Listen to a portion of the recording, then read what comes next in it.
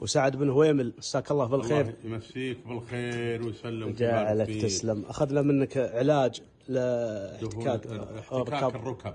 اسلم. عطنا فوائده الله يسعدك. اولا يعني مركب من الشري الاخضر لبه يوخر الحب والقشر، وسنام البعير يذوب ويخلط معه، يطحن لب الشري. اسلم. يطحن ويخلط مع الشحم، يذوب ويأخذ دهنه ويخلط معه، وزيت زيتون، وأيضا ملح وفقس ألماني وبلسم 2 اللي يبي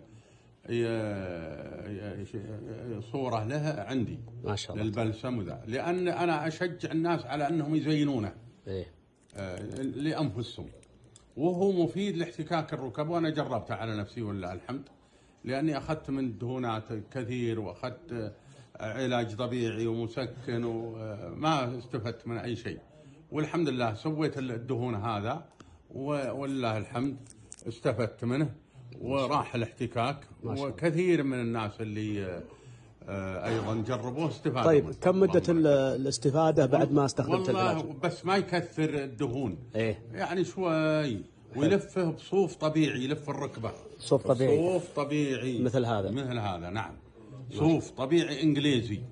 لابد، غير الصوف ما يصلح. ويحط قليل على راس الاصبع ويدهن به. طيب به. انت يوم استخدمت هذا العلاج نعم وصار معك احتكاك الركب، يوم استخدمته كم جلست وتشافيت بعد إرادة الله؟ تقريبا شهر ونصف ولله الحمد. في الركبتين كلها انتهى الألم، تقوم وتجلس وتروح جدا من أول بعصاي. وأيضا أمد رجلي لجي تصلي، ولا ما أقدر التحيات أمد رجلي في الليل، أيضا تؤلمني في الليل، والحمد لله كل الآلام هذه انتهت ولله الحمد يوم استخدمتها. ما شاء الله، صلى الله يبارك. وأهم من هذا الدعاء، أن الإنسان يدعو لنفسه أن الله ينفع بهذا الدهون.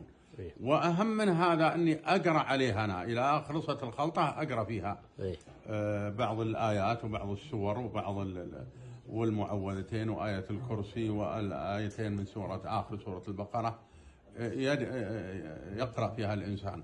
أنا أقرأ فيها والله الحمد، نفع الله بها ناس كثير جدا. الله يجزاك. وهذا الكحل الأثمد. أنا يوم جيت مجلسك ما شاء الله تبارك الله لقيت الغبار ذا كله موجود، حصى أسود، استغربت. نعم، حصى أثمد هذا. هذا حصى أثمد. شوف ذيك اللي فيها لمعة، ذيك ما شاء الله تبارك. هذه شوفها، هذه وهذه نفسها. هذا كحل للعين طبيعي. نعم، كحل أثمد طبيعي من جبل عندنا في القوعية. ما شاء الله تبارك الله. استخرجه وزينه مثل أبوي الله يرحمه. الله يرحمه. لأنه هو جرب هذا هو نفس الكحل. هذا هو يعني خالص منتهي. فوالله الحمد نفع الله به. أنا كان فيني تراخومة وراحت. كان فيني أيضا اللي فيه جفاف ينتهي بإذن الله. وواحدة عندنا كان فيها والله الحمد مويه بيضة في القرنية وراحت الحمد لله. ما شاء الله. واللي عنده قصر نظر مثلي يلبس نظارات الحمد لله، ما عاد البس نظارات لي 20 سنة. ما شاء الله. وأيضا الرسول عليه الصلاة والسلام حث على التكحل، وقال إنه يقوي البصر وينبت الشعر، شعر الجفن. فيه واحدة تكحلت به كان فيها جفاف وطايح شعر